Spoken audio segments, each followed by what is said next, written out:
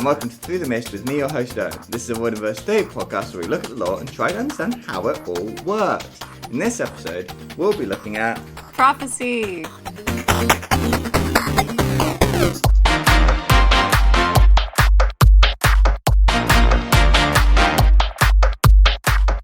Hello everybody, welcome back to the show with, welcome Miss Busters, hello, and welcome Emily, special guest, yay! Woohoo! Say hello, Emily, and introduce your Hello, whatnots. Emily. Oh, shucks, you got me. No, I'm happy to be here. I'm a big old nerd for lore, so I'm excited. Good.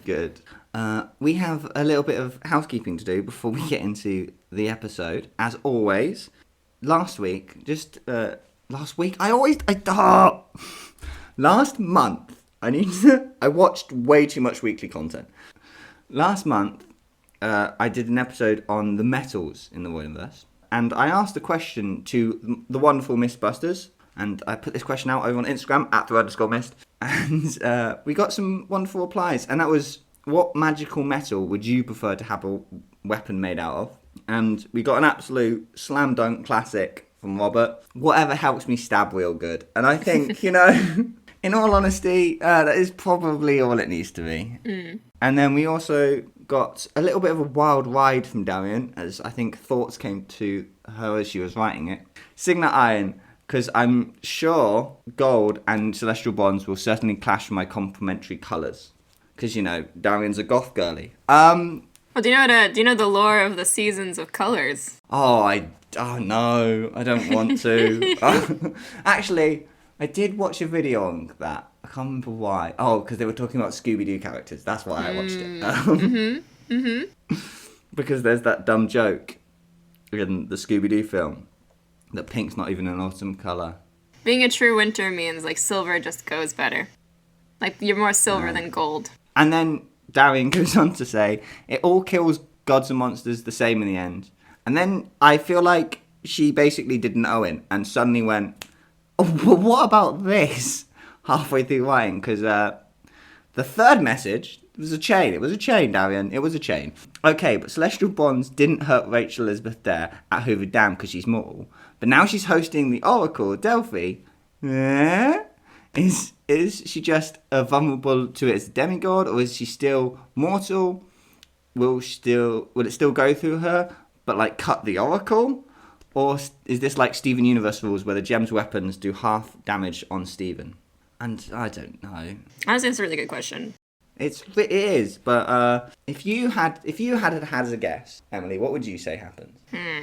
Would you think it hurts Rachel now? Or she's still just a special mortal that can somehow see the future? I'm thinking about the, Camp Half-Blood Oracle pre-Rachel, the mummy. Yeah, because, clearly there's something... I'm trying to remember if that was, part of the curse. Right. She specifically was cursed because she gave the great prophecy. Yeah. But clearly, that curse... what was the... Do we remember the content of the curse? It's been a while since I've read The Last Olympian. It's something like, you shall never leave this body. Ah, okay. The Oracle shall never leave this body, I think. So in that case, the spirit of the Oracle kind of is granting her immortality, but it's an unnatural immortality. Her body clearly died. She's clearly still mortal. So I feel like the spirit of the Oracle is a separate thing, but that's something that can't be killed with a sword. So I think Rachel can still get hurt. But I don't know if Celestial Bronze will hurt her. I mean, she might have half-blood rules now. I don't know. Yeah. It all depends on what the spirit of the Oracle does.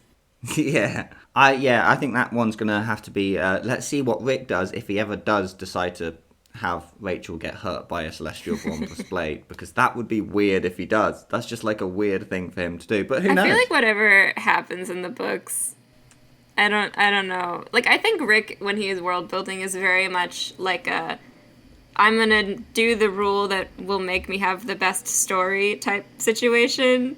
Oh, 100%. Which isn't a bad thing, but if you're trying to have continuity, it's a little tough. Yeah, no, there's points where I'm like, Rick, why did you do this? Why have you done this? Makes the entire other rest of the world building harder. But we go with the flow. It's a soft magic system at heart. It's also based in Greek mythology, which is also not consistent. Famously so. Well, we shall see you on the other side of the music to get into the episode.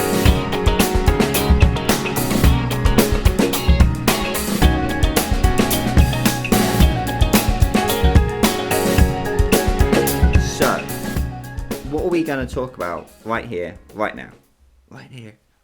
And that is prophecies. So we've already done the whole knowledge of the future thing in episode 22, if you want to go listen back to it. But with a focus on like the actual prophecies and like the actual, not necessarily the prophecies, but the oracles, because I skipped over the oracles in that episode, I believe. Definitely from my notes, I've skipped over those. So we're going to kind of dig into the oracles a bit more and see if we can almost work out the thesis of this episode is if we can work out where all the knowledge comes from. Like why is the access there? Like why are these things special? And what is very lucky, one of the reasons Emily is here is because when I suggested episode lists, she went, prophecies. I love talking about the oracles. And I went, perfect. I'm going to do very little history research. Here we are. So let's get into the most famous of the oracles first and talk about the Oracle of Delphi. Yeah, everyone. We were just talking about it tangentially. In the books, at the very least, and I think close to the myths, as my understanding, is the Oracle of Delphi, its source of power is gases emanating from the earth, from the depths, like sulfur and stuff. I always assume it's sulfur. I just assume it's volcanoes doing volcano things. And it has a mouthpiece of a mortal woman who probably gets high on drugs and then spouts knowledge. So, but in the books, what is very particular is if you control the smoke, you can control what prophecies are told. And a lot of this comes from Trials of Apollo, because Python, when he returns back to Delphi and to the actual Delphi, the real Delphi, he sits there and he doesn't let any prophecies through, or only prophecies that will help him and the triumvirate, and cuts off Rachel's connection. But we also see kind of maybe partially Hades doing this in The Sun and Star. But that's a weird one. Yeah, when I first read the book, I thought it was Nyx that was doing it. I thought it was a fake prophecy from Nyx. Yeah, no, it turns out it was Hades going, you're going to have to tell this one until my son goes and does the thing. Yeah, go tell my son his boyfriend might die. Or something. I don't even know. What a book. Yeah, do you want to talk about the history of the Oracle of Delphi? Go on then. Yeah. It's interesting because there are a bunch of different theories. One of my favorite classics stories, for those listening who don't know me, by the way, I actually studied this in school. And I've actually been to Delphi. My professors, archaeology professors. So it's a super cool place, by the way. Best part about ancient Greece is, best part about going to Greece and seeing the ancient Greek ruins is you get there and you're like, I get it. It's the most beautiful, gorgeous mountain, and you're just standing there and you're like, yeah, I feel powerful. This is awesome. But basically there's a bunch of different theories as to how exactly it worked. Because what's kind of interesting about the Oracle of Delphi is we don't have a lot of detailed accounts about what it was actually like to go visit. Because ancient writers would kind of treat it as yeah, you know what goes on here. It was sort of the equivalent of explaining to somebody I don't know, how a supermarket works. Yeah, just something yeah, everyone knows how to do this. Going to check out a library book or something. You never explain the process. You're just and then they went to the library. And in however many hundreds of years, someone's going to be but what do you mean? What do you mean you just go? And then what? Do you have to pay? What's the deal? And there's actually, there's a whole bunch of different ritualistic, often religious aspects of ancient Greece that just no one wrote about. Either because they were supposed to be kept secret, or because we either have lost the sources, or just it was sort of a given. No one felt like they needed to explain it. But the Oracle of Delphi, we think, started around the same time as the Olympic Games and stuff. So the 8th century BC. Yeah, what is really interesting about it, in a very patriarchal society, that the oracle was always a woman. The Pythia was her name. Yeah, it's a kind of an open question as well. How much drugs were involved in all of these oracles in the ancient world? Specifically with the Oracle of Trophonius, which I'll talk about more, but there was a myth for a while that they'd chew laurel leaves, and that would give like some kind of hallucinogenic property or something. But basically, the way it seems to have worked is the Pythia would be usually actually an older woman, like a 50-year-old, like post even menopausal woman, who was supposed to be a virgin, allegedly. They would kind of get trained, and there would also be multiple voices of the Oracle of Delphi, because if you think about it, right, they're open 24 hours a day. Well, actually, no, they're not open 24 hours a day. They actually had, like, decent scheduling. You know, they're not open all the time. They're closed on holidays or whatever. There's a famous story of Alexander the Great going to the Oracle of Delphi, and they were closed that day, and him being really mad and making them open for him, because of course. But basically, there was, like, a rotation of these older like virgin women who had sort of been trained for the role, and then they would sit on these bronze tripods, and the smoke would kind of emanate up, allegedly, from the vents in the mountains, and then they would have priests there, kind of acting as scribes to whatever they would say, and then the priests at the end would give the prophecy. So I feel like Rick's interpretation, I do like this idea, like the smoke is the source of the prophecy, because I feel like that checks out, since it wasn't always just one oracle in the ancient world. Yeah. And we do have the movement of the speaker as well in the books as well. Yeah.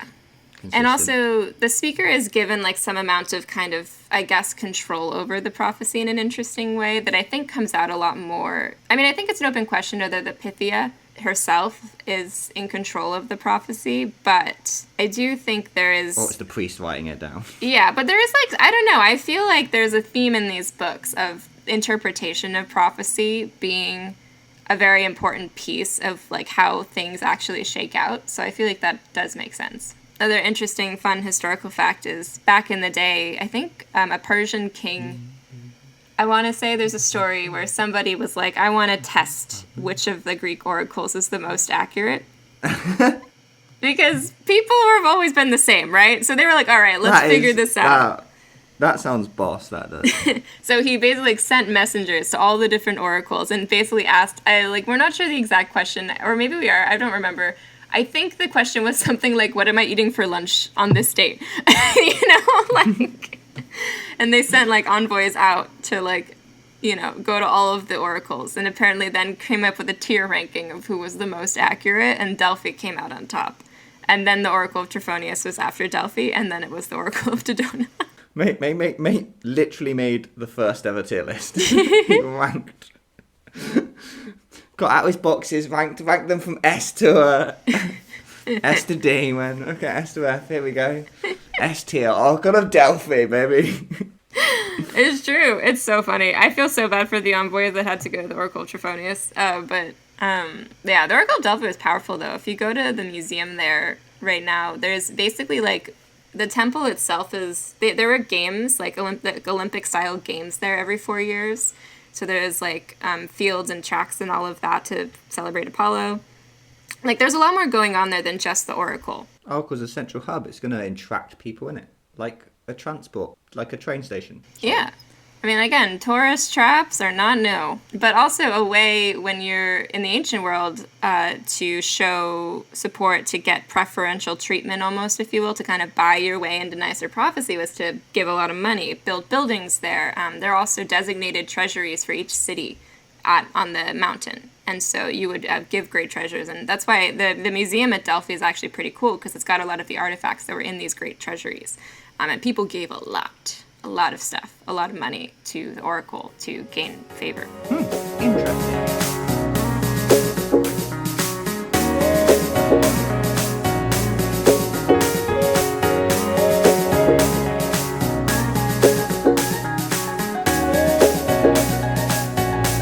So, we started off with the most famous, but what I'm actually doing is we're going to go through them in order that they appear in the books. Because that's a nice way to do it, you know?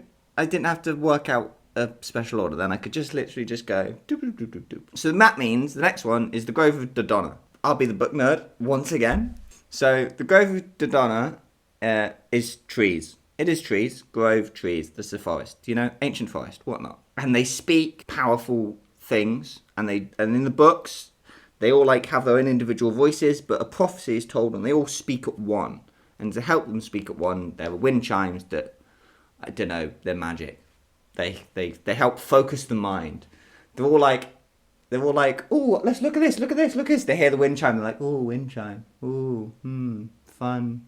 Nice sounds. Yes, I can think clearly with everyone now. And yeah, we get one of the greatest characters from the Grove of Dodona, which is the Arrow. The Arrow of Dodona is one of my favorite characters in the Riordanverse. Like a true G. I love it so much too, because again, there's not a lot to say historically about the Grove of Dodona, but it is theoretically one of the oldest oracle. But like in the ancient world, it was basically just this grove of trees, and then you hear the wind blow through the trees, and then again there'd be somebody there to be like, and they said this. So the wind chimes, I guess if you think about it, it's kind of like the wind almost is the prophecy, like the sound. So that's sort of how the wind chimes help like focus it, if you will. Because the wind chimes are also part of, they existed as well as part of the grove. But I did love the fact that like by far the vaguest oracle is the one that ends up with the Arrow of Dodona being like, thou shalt take a car. The most direct person. I know. This character comes from the most... And it's like a running bit in the books where Apollo's like, I don't understand what you're saying. Which, like, I thought, like, it implied that the reason why prophecies are so vague is because Apollo only understands vagueness. Like, he doesn't understand direct speech. Like, Apollo will be like, oh, you didn't hear that wind blow? I thought I was being very clear. I did see during my research, didn't write it down, but I saw it, is one of the theories behind the grove is that someone got sold to people. I can't remember where it is. So they were sold as a slave, remembered their religious practices from where they came from, and implemented them there. What I also saw was the grove is there's 5 different people the grove could be for. So in the books, it's Rhea's grove, but it's also like Zeus's grove. It's also Gaia's grove. It's also like a few, I can't remember who else. Got sold as a slave, pulled the religious practices there, and they created the altar for Zeus with the grove and stuff, and then bish bash bosh. A few hundred years later, and it's now staple of oracles in the ancient world. Yeah. I actually have a theory about this, so an interesting piece of background is the people we know of as the ancient Greeks are actually not indigenous to Greece. There's a few different waves of Indo-European peoples that came in, one during the Bronze Age and one sort of kind of around the end of the Bronze Age. Mm-hmm. My kind of theory with a lot of this stuff is you can kind of compare contrast like Indo-European religious practices and also like stuff that pops up in all of the other different pantheons that kind of came out of it, which for the record, like the Norse mythology is also from the same root, but it's just a very different people and were separated for a long enough time that they sort of developed very differently, but have a lot of commonalities if you squint.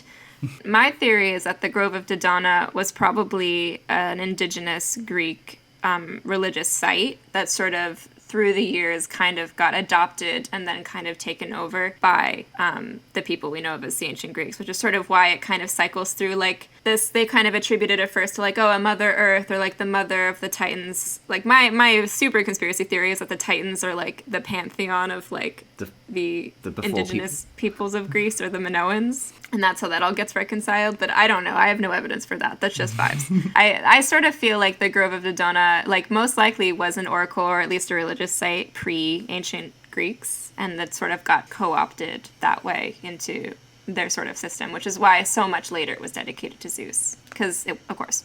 King of the gods and all that. Yeah. Oh, yeah, well, I know that the Romans did that on purpose. So, like, oh yeah, it happening by accident, fully viable. Yeah, I mean, it's sort of this thing where I feel like religion, especially in the ancient world, is very tied, I think, geographically to the region. So, like, a lot of the gods and stories sort of explain certain phenomena that happen in nature that, like, oh, that's why that rock is right there. So it sort of makes sense that they kind of get adopted that way to me. And also, like, I don't know. You're living in a small mountain village. You don't get out much. You just stay in that valley for your whole life. Then someday this guy shows up and he's like, let me tell you a really cool story. And you're like, man, that's a cool story. That's mine now. That's a cool story. I'll tell my kids that story. And then it's true. Yeah, exactly. And it sort of kind of gets folded in a lot to, the mythology and to your own way of life. There were 2 reasons for stories Either to tell you how nature works or to tell you how society works. We'll go to the next one now because I think, we're good. We're good here.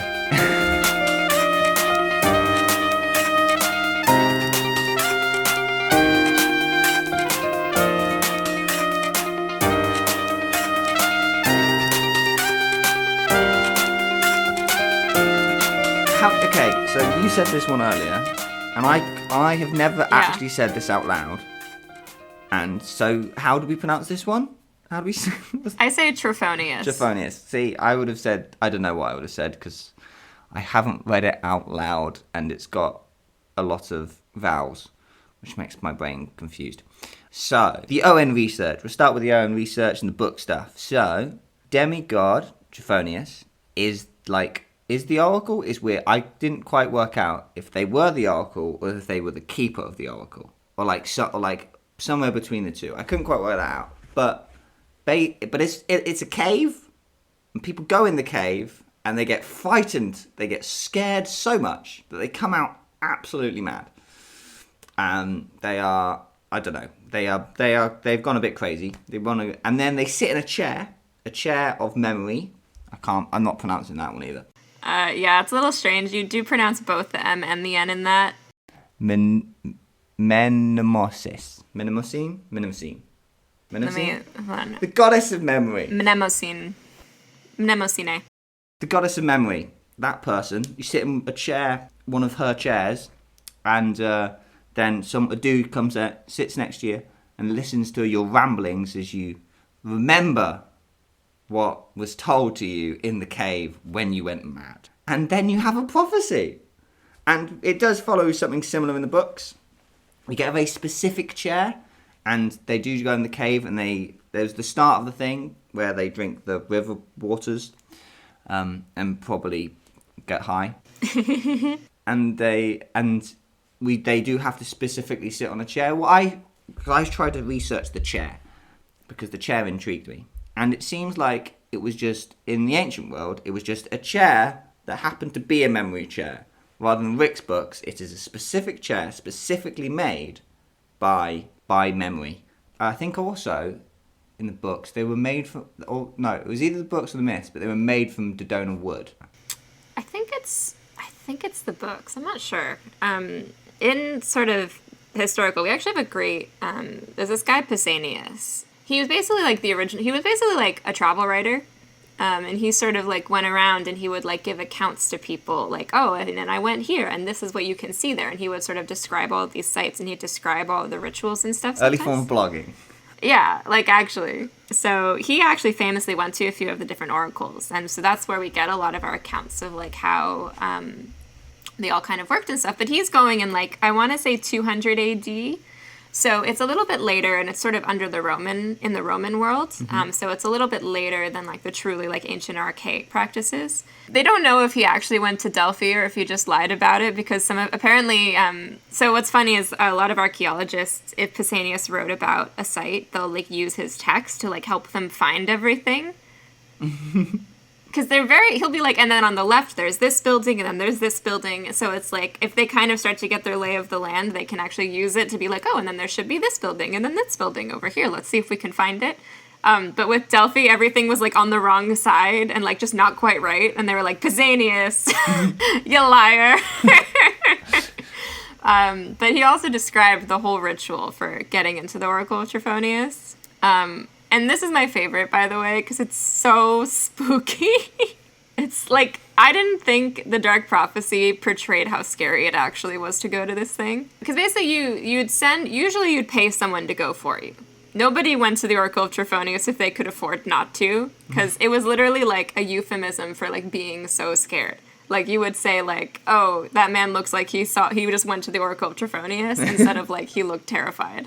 The idea was you'd show up there and then you had to go through several days worth of ritualistic eating, bathing in specifically these two rivers that were supposed to flow directly. It was supposed to sort of be an entrance to the underworld. Basically, you'd be hosted there. You'd do all this ritualistic eating and bathing. I see that and I think to myself, I wonder how much they're actually eating. I wonder if they're intentionally restricting the food intake. I wonder if bathing in these super cold rivers is doing something to people.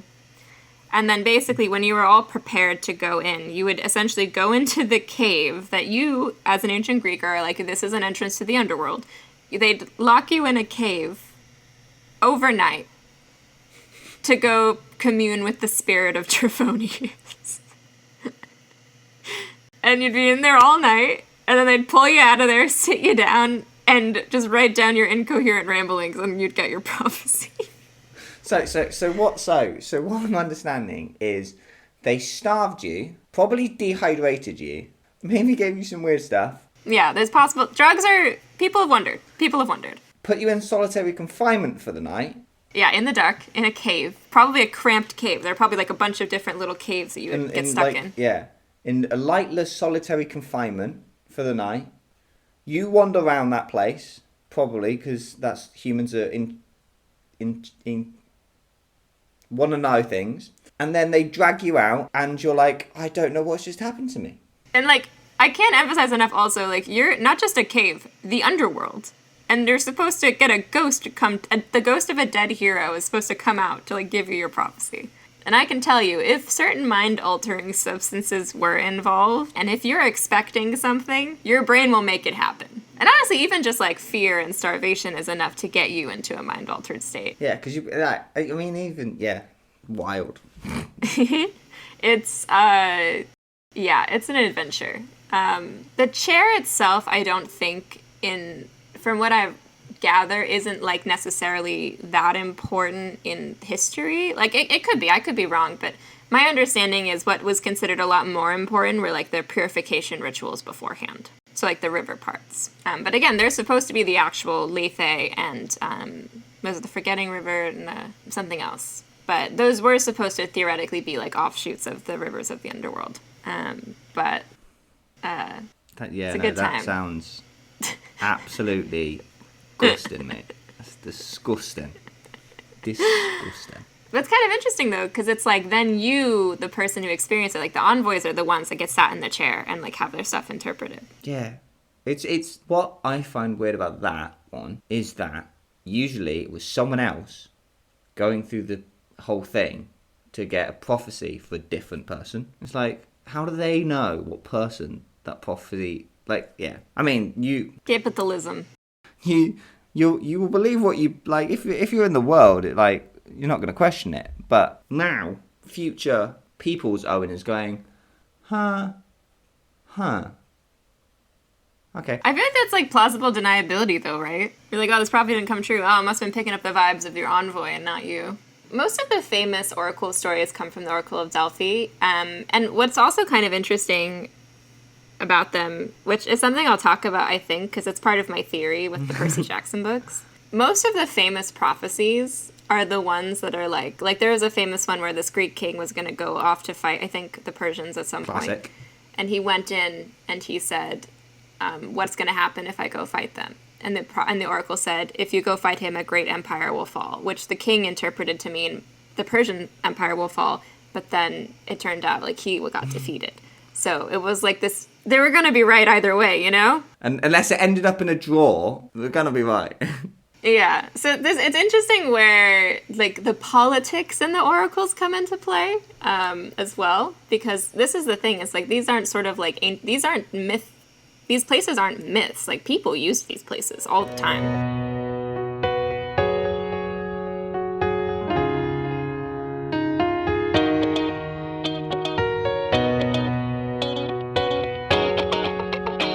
The Etherean Sybil. That's what's next. Erythean? Yes, there's an extra A. That makes more sense. The Etherean Sybil. That's what we're going to do next. That was the word puzzle one from the books. That's how you remember it. It's the one chained... and walking over. I always pictured it as lava. I don't think it was lava. I think it was like the spirit of Helios, wasn't it? Yeah, that's why it's lava in my head, because it's hot and red. But there's not that much on how they worked. They loved word puzzles, and I found out why they loved word puzzles so much. It was because they're famous for doing an acrostic for the heralding of Jesus Christ. Yeah, I've only, because, I'm Googling on English, the internet. I found English translations that keep the acrostic, so I don't know how I don't know what the ancient, like the Greek version of that looked like, but apparently there is one. When I was like doing my googly wooglies, Sibyls seem to just be like a group of people that kind of just tell prophecies. Like even in my research, I couldn't really find out how they got their prophecies or like where the prophecies came from.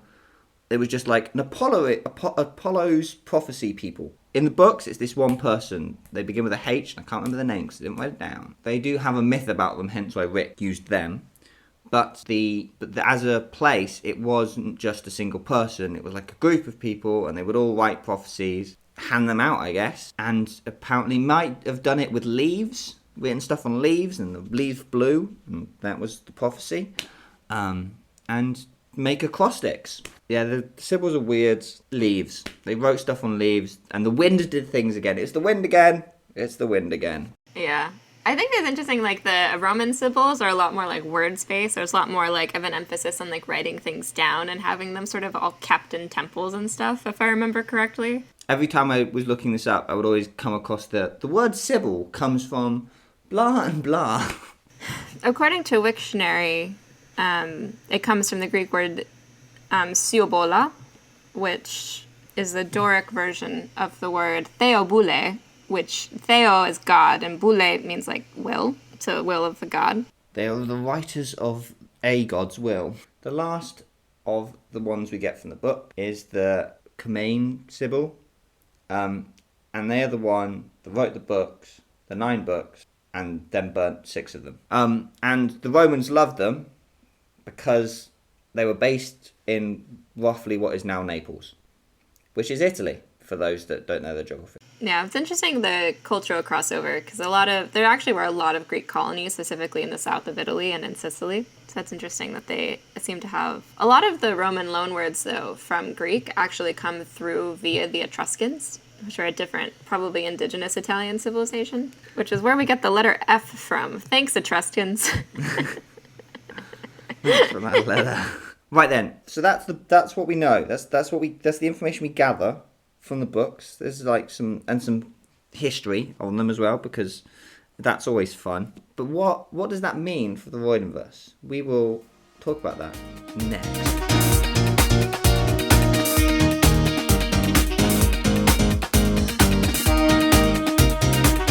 I don't know, like I do that. Like when I go next, it feels like it's like I'm about to play an advert, but I don't monetize this, so. Thoughts on how this all works and prophecies and where it all comes from and all that jazz. So the Voidenverse book, how do the books work, chat? Is my idea. It's all very nature based. So I mean, as previously mentioned, the Sibyls are a bit weird because they seem to be like groups of people and like there's not much, but like they're also like singular people in the books. So and like. Apollo may have given them their gift of prophecy. I don't know. There seems to be a lot harder to gain information about how these ones work in ancient times. So it's a bit harder for us to work out how they fit into the books. But for the most part, it's all natural. We got gas. We got caves. We've got wood. We've got leaves. My theory I'm putting forward to the group today is there's an argument to be made that is all come from the primordial soup that is nothingness, and it like is built into there. It's part of the magic that's built into their system, and the prophecies popping up, or like you could even put the glimpse of the future like stuff, are like remnants of this leftover spark that from the something was created. The something appeared from the nothing, standard procedure, but why that something appeared depends who you ask. But that creation of something from nothing, that leftover spark, is still like sparking, and it's creating the future constantly. It's constantly creating the future. Boo, boo, boo, boo, boo.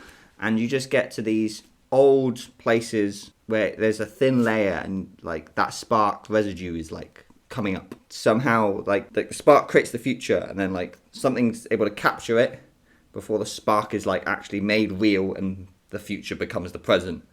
And like the prophecy, the people finding out the prophecy, receiving the prophecies can read it, can observe that future occurring, and then give it back to you. So, like, yeah, that's the theory I'm proposing to the group today.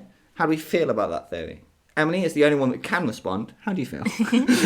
My question is, so I feel like Trials of Apollo, though, like this was for me where I was sort of developing most of my prophecy theories for how it works in these books, because I feel like multiple times in Trials of Apollo, like a plot point is the fact that it seems that like controlling prophecy is also equated to controlling the future. Like Yes. in The Dark Prophecy, for example, like the Trophonius threatens Apollo to come visit him by saying, "I gave the emperors a prophecy. And if you don't come visit me, then their prophecy is going to come true.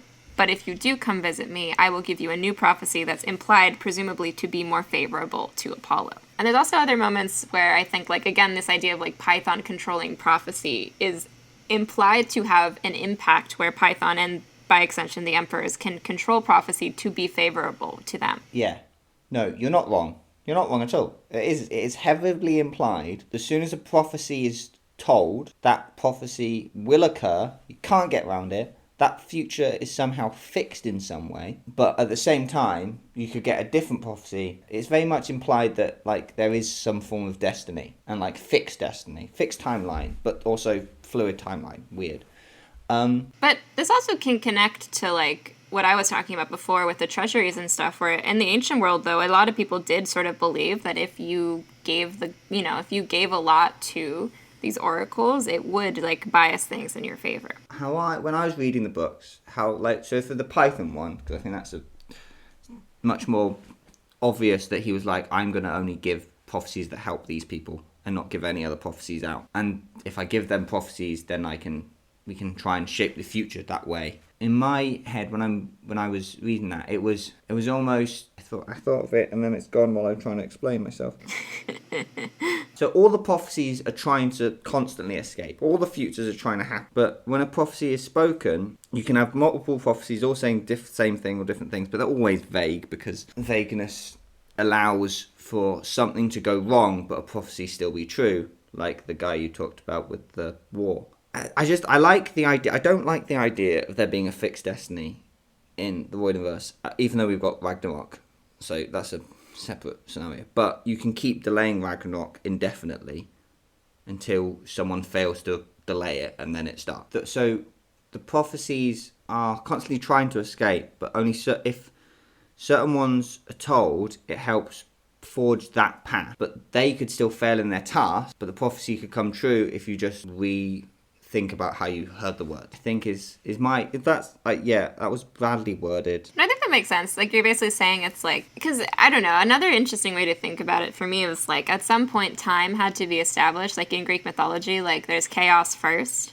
Yeah. And then a bunch of other things come to being, and then presumably like Kronos, being the god of time, is the one that actually like creates what we know of as time. Yeah. So this idea of like everything all at once, all the time, being a part of chaos, like kind of makes sense. Yeah. And then like everything that could possibly happen also being part of that, and it's almost like it's like the cracks in the void, because it also kind of checks out, because a lot of ancient oracles were very much situated in places thought to be entrances to the underworld. Like the Grove of Dodona is kind of an exception, but like anywhere where there are these like vents and steam and all of that, like even there's a bunch of different places in ancient Greece that were theorized to be entrances to the underworld, because it's basically, I mean, if you want to think about it in terms of like being a real person growing up in Greece at the time, like everyone kind of wants to have their sort of mythic connection, within reach in their region, which is also why like a lot of places adopted Hercules as like, oh, that's our local hero, because you would want to have a local hero, you'd want to have local mythology, and you'd want to have like an entrance to the underworld right over there, so that when I'm telling my kids about the underworld, I can point to this one place.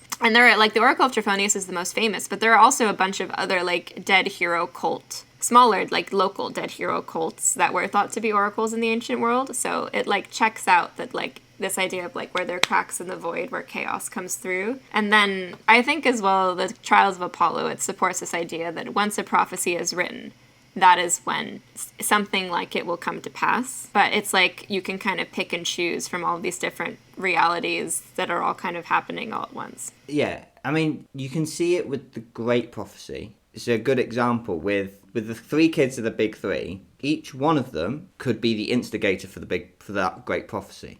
Mm-hmm. Cronus tries to make it Thalia. Thalia goes, nah, not me, mate. I'm backing out. And then Percy physically decides it's him, and then that locks it down further. But if Percy died between deciding and his 16th, it would have just immediately passed to Nico, and he would have had to do something in the future, probably after Kronos had won, but he would still have had to make a choice on his 16th birthday. Like, that would have still had to happen, but what that meant would have changed. Like, it wasn't always about Percy, he just managed to reach this age of 16 first. And there's something we said, too, for, like, all of the gods putting their... Like, Hades intentionally putting two of his kids in play, right? To get it, to have a chance at being the ones to have the prophecy. I would even argue, like, you know, Kronos and co, they intentionally put Thalia in play with the Golden Fleece. Like, they set that whole up. They set that all up. My co-host Phoebe also has a really interesting theory that at the end of Titan's Curse, all of the pieces are in place for Thalia to fulfill the great prophecy. Oh, but that is set up, like, throughout Titan's Curse, I feel. Like, the choice would like, be... we got the Ophiuchorus. Yeah. We've got everybody's all there. There's all of this the rebuilding of Mount Orthrus and stuff. There's, there's a universe in which Thalia makes different choices during those moments and fulfills the great prophecy. But like you said, she had agency in choosing not to be that person and deferring it. Yeah, so it's kind of interesting. There's a linguistic thing, too, that's part of my theory for how prophecy works, where the origin of the word, like, the Greek word for prophecy or prophet is prophetes, and there's an interesting thing where there's a debate whether the origin of that word comes from the meaning of the prefix pro to be, like, forced to... Basically, does the word translate to, like, knowing before, like foresight, or pro, like forward, like speaking forward? And it turns out you would think prophecy means speak before, like you say something before it happens. But the prefix pro used as speak before is actually dates too much later than that word's usage, like that meaning, which means like the origin of the word prophet actually means that you speak forward, like you speak something into existence, which I feel like Trials of Apollo sort of takes that idea and runs with it. Time can be rewritten, not once you've read it. That's so I like this idea of like the places of prophecy are places where you can kind of glimpse all of these possibilities almost, like that, the sparks that you mentioned. Yeah. But then the speaker has, whether they know it or not, control over what actually gets pulled out and which outcomes kind of come out of it. I think we will wrap that there. Thank you for coming on, Emily. If you want to plug something quickly before we run the outro, now's your time. Yeah, well, if you want to hear me continue to ramble on about classics, you can check out my Percy Jackson podcast, Monster Donut, that I host with my friend Phoebe. We do deep dives on all the books and analyze them from both a literary and historical context. And yeah, you can check us out at PGOPod on Instagram, Twitter, and TikTok, or you can find us on all of your podcasting places for Monster Donut Podcast, and also our website, monsterdonutpodcast.wixsite.com. There'll be a link to one of those in the description, so go click that. Thank you for indulging this theory. If you have any comments on this theory or theories of your own that you want me to discuss, you can email them through to foo.t.mist@gmail.com, or you can follow the Instagrams @foo_mist. Make sure to like the podcast, subscribe to the podcast, whatever you have to do to help get the podcast out there. I've been Owen, you've been Emily, and come back next time as we try to see through the mist. Oh no, I wasn't supposed to fall this time. And that's a wrap. Oh.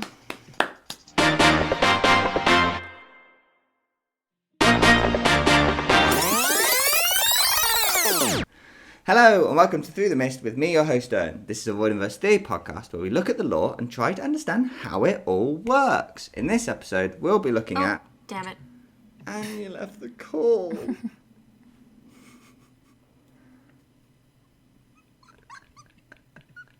I'm keeping the recording on. This is that's...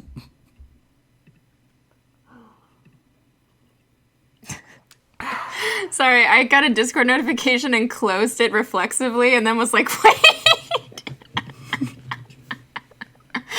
Oh my god, I'm so sorry. Timing from my end couldn't have been more perfect. That was great. Okay. Take two.